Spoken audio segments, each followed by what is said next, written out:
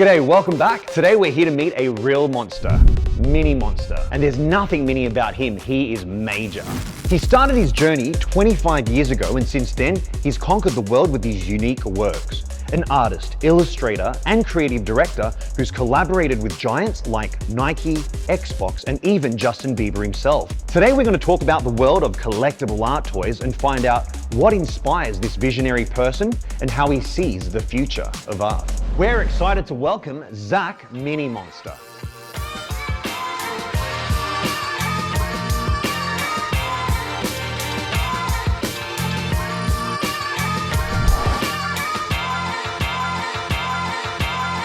Hey Zak, how are you? Hey, what's up, man? Lovely to meet you. An absolute icon. Do you remember the first time that you realized that graffiti was your thing, or was it just a way to get out of school?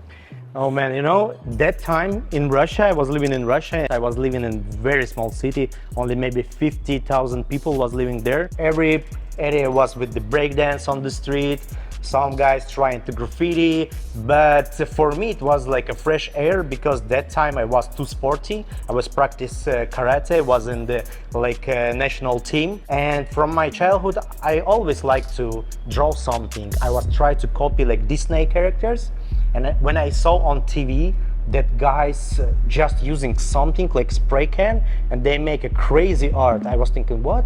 I need to try it. I don't know how, because in that time we don't have a connection with the internet or something. We just saw few moves, few things, and we just try to do it. So it was full experiments. Wow, so it's a constant evolution of just experimenting and a lot of testing people things out. in Russia who spent like 20-25 years in breakdance or hip hop or music, they have a lot of styles, unique styles, the signature moves, something like that, because we experiment too much. And this is the best and the main point in any culture or like art. You need to create your own style. That's so awesome. I mean, the fact that now you're in Dubai and that this is your current residency, I mean, looking back at the universe of your creativity, how did you go from being, you know, loving art to turning that into your absolute life right now? Again, the main thing about art, street art, we don't have a rules. Nobody push you and nobody told me like it's wrong or not wrong. It's your own way. You always can find something unique for you. I have a series of works. I call them sister errors.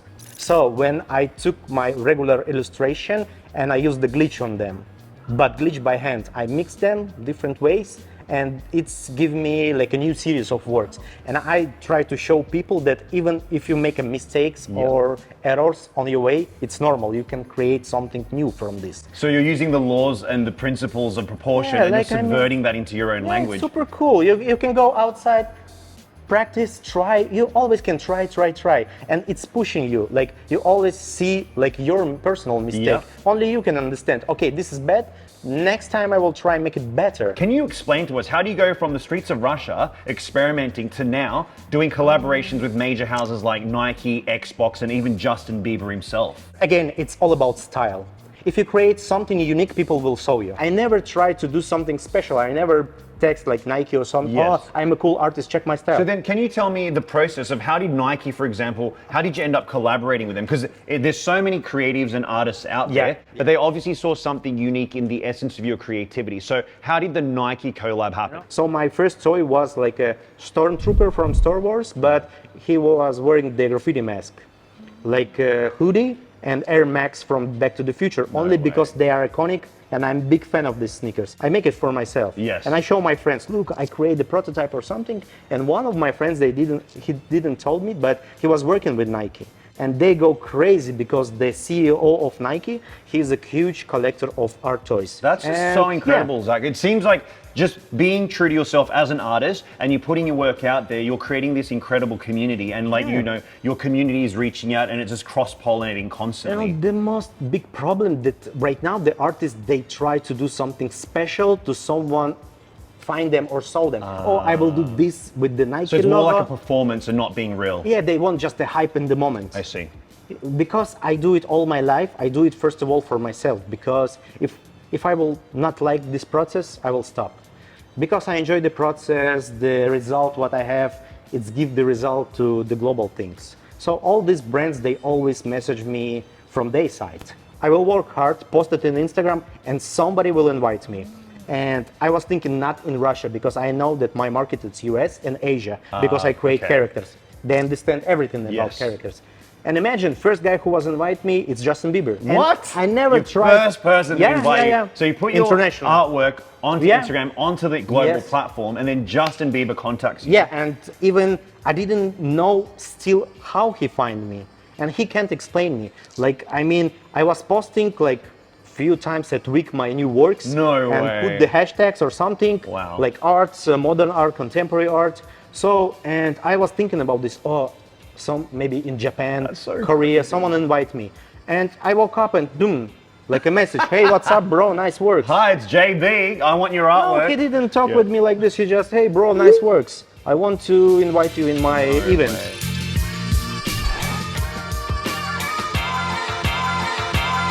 Zach, so just going to the story about Justin Bieber sliding you a DM, loving your work after you've put out your work out into the world. What was that process like, and how did you end up working on a community project with Justin Bieber?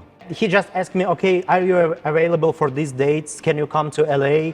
And of course I tell him, yeah, of course I can. Who says no I'm to not Justin busy that Bieber? day, so it was okay. I'm just finished my things with the visa, fly in LA, send like assistant or someone, the lady who pick up the canvas and invite us in some special time and date in the special place, like it was the private gallery in Beverly Hills. And we go in the gallery. The Justin was there with his manager Scooter and the friend who created the Drew house. No way. So, and they was watching on my canvas, I swear. They was discuss the canvas and I go there. The guests are coming. It was a private, only his guests, like celebrities, photographers, and it was a charity auction. So when we sold the all works, it was only 12, I guess, 12 artists. Wow. And the part of that names was lineup was like Murakami, Virgil Abloh, and Zak Mini Monster. That's crazy. It was one by one, yeah. Of course, I was proud of myself, and it's a huge story That for is me. Incredible. Zach, coming from Russia, getting invited to LA by Justin to do a commission artwork, to then do an auction with the likes of Virgil Abloh and Murakami, and then to have that donated to the community that are in need. Yeah. I mean, that must have like been a really remarkable moment for you in your career. Yeah, for me, I'm just understand one thing, and I try to translate it to all people. Everything is impossible. I mean, how many chance that Justin invite me? Zero before. But after this event, I understand 100%. That is just so incredible. Yeah, Zach, really. just thanks for sharing focusing on your things and do your stuff, and it will work. Right now we have everything, internet, social media. It's booming all the time. You never know. Just be ready for this. But work not on for this. Work for your legacy, for your art, for your skill, for your even for the people who are around you. Maybe you will motivate them. So Zach, the trajectory of you starting off experimenting as a kid in Russia to then collaborating with some of the biggest names in the world, what was that journey like with Nike? I think around 2017. It was like, you know, I find one guy, another guy, and they told me, oh, we can create, it's for you. So I make the sketches, the guy make a 3D, after he make it from the plastic. And as I told you, it was inspired by street culture, like geek things and the sneaker culture. All my characters, they looks like a little bit hip hop. So the Nike is the big part of the hip hop culture. And the Air Max is iconic. So you incorporated that into your toys? Yeah, I just put all my things what inspire me in one toy and make it just because I like it, but not for the Nike. They invite me to the office. No way. What they asked me, what do you want to do with this? I don't know, maybe exhibition. Okay, let's do exhibition.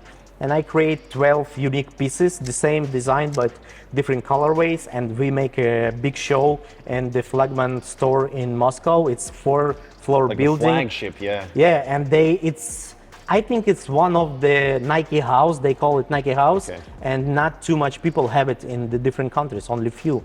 And one of them was in Russia, and we make like a big show with these lights and everything, and people start coming, and even they was in shock because they didn't saw anything like this in Moscow, because not too much people create toys. Only last 2 years we have new names, but before it was nothing. I was the first guy who started create something. Looking at your career of 25 years so far, what do you see the future of art toys and how do you see that universe expanding or shape-shifting? You know, everything in any direction is like a circle. The fashion and everything. The same with the toys. First toys was like from the artists, and it was super limited and a lot of customized thing was going on. After we had the time, like a lot of companies start growing, like a famous company, they make mass products and everything. But when you have too much stuff, you always want something limited or unique. Even the brands. Why the luxury brands invite the artists? Because they was luxury a long time. They didn't create something unique. So they need a unique story. And who you can invite? Street artists. Because they don't have a rules. They have like another vision. And they give a value and unique things for your product. So I think it will be more around this. And after we will see what happens. Amazing. Now talking about something unique, you transcend just graffiti, walls, art toys, jewelry. You do everything. You're a bit of a polymath. You're a master of many things. Now, right behind us, I see some of your amazing works, and there's a character that always pops out to me. So can you tell me a little bit about, see around the neck over here, the viewers, you've got this character. Who is this? It's my main character. But the things, I create a lot of things, but all these things around my characters. First, it's Skull. I call him Love, because I believe that you can love one person from life to death. So that's why the school is love. Wow. The heart have the name Hate. Hate because also in Russia we talk like from love to hate one step. Love and hatred, Yeah, and I have the main character is Bobo. It's yellow ghost. In the beginning it was the boring Bob for another characters. But because Bobo don't have emotion, it's also like not boring but no emotion. And I cut it like Bobo. Bobo. Yeah, and it's like it's for so me, catchy. It's catchy and it's good for me. And this yellow character, it's like a soul of my style. And right now I put him on each product if I create, and it's my like my signature character. I see. Zak, I've learned so much about you and your creative process and your journey over the last 25 years. For our viewers, I mean, what kind of advice would you give as a last giveaway from all your wisdom and your experience to them, from going from a hobby into something that's a lifestyle? I have advice like not for the kids or young generation. I have advice for the parents, because when I started, I was super young, and my parents, they not support me too much, and it was harder. And right now I'm also the father, and I try to support my daughter with some like dancing or something. I support her all time. So my advice for the parents, try to listen to your kids, because you never know what will happen in the future. When I was young, skateboarding was just street things. Right now it's Olympic. And with my experience, I was doing the art all my life, and only because I have what I have. I have all these cases, and only because I was believing in myself. But if someone else was believing in me, like my friends, my brother or my parents, I think it will be much more bigger. But you have a chance to support your kids, so do it. I love that so much. Zak, thank you so much for your time. I absolutely appreciate you just letting us step into your world, and from your journey of starting as a kid in Moscow to working with the absolute giants of the world. Thank you so much for your time. Thank you, man. Thank you so much. Appreciate it so much. And you're creating a magical community here, so we really appreciate that. And guys, if you're watching and you just absolutely want to live the life of your dreams, follow and take out a page from Zak's book, and also follow, like, and subscribe, and we'll see you again next week. Our toys.